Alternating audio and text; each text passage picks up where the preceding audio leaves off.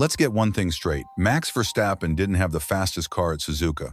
But guess what? It didn't matter. Because when you're that good, you don't need the best machine, you become the difference. What Max did in Japan was pure F1 sorcery, the kind of weekend that separates the true greats from the merely quick. While McLaren was busy falling into a strategy rabbit hole of their own making, Max was out there doing Max things, pulling pole out of thin air, controlling the race under pressure, and making perfection look routine. His pole lap? Insanity. Gianpiero Lambiase, the man on the radio, called it insane. Fernando Alonso, a guy who doesn't hand out compliments lightly, said it was magical, and that only Max can do that. Verstappen himself just shrugged and called it very rare. You know you're built different when you think your brilliance is rare.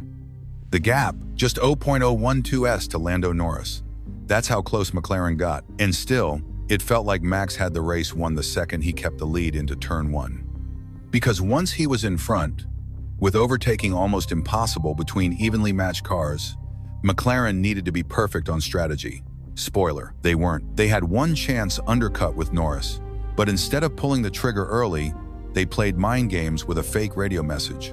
Red Bull didn't blink. Then Mercedes messed with the plan by pitting Russell, and McLaren had to react with Piastri. The chain reaction was textbook chaos, and Red Bull, smelling blood, boxed Max at the perfect time. Even then, Norris nearly pulled it off. His stop was a full second quicker, and he almost got ahead exiting the pits. But Max held his line like a lion and shoved Norris onto the grass.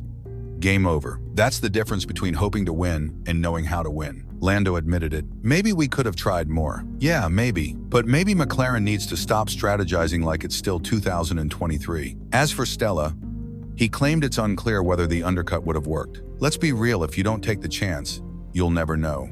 And with Verstappen, one missed opportunity is one too many. And here's where it gets wild. McLaren had the fastest car in Suzuka. Tire wear advantage? Gone. Thanks to the resurfacing of Sector 1. Track position? Given away. Max?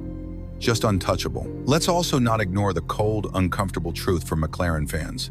Verstappen is driving like Alonso 2012, dragging a not-quite best car into title contention every single weekend. And guess what?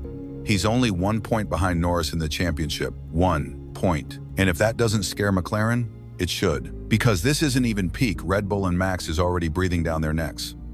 Alonso nailed it when he said, "People don't realize how difficult it is. You need to be perfect every weekend," and he's doing that.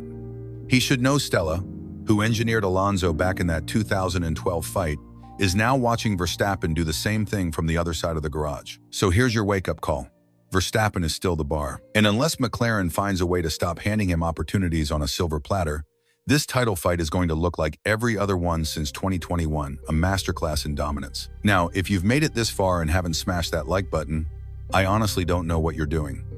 And if you're not subscribed to Paddock Insider, then you're missing the real F1 analysis, the kind they're too afraid to say on television. Like if you think Verstappen's drive at Suzuka was underrated greatness. Comment if you think McLaren is overthinking themselves out of this title fight. And subscribe now to Paddock Insider, where F1 gets told like it really is. No fluff, no PR nonsense, just racing.